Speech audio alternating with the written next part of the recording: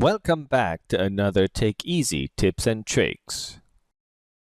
In this video, you'll learn how to edit the captured boundaries using Quick Area. Have you ever encountered an issue like this?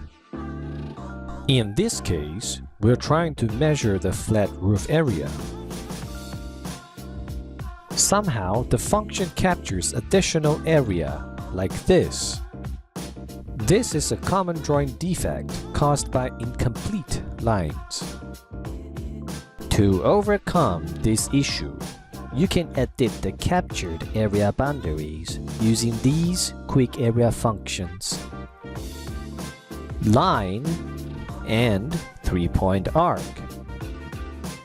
Let's edit the captured area with line. This way, the measured area will be separated into two by the line. Delete the extra. Try it now. I'll see you next time.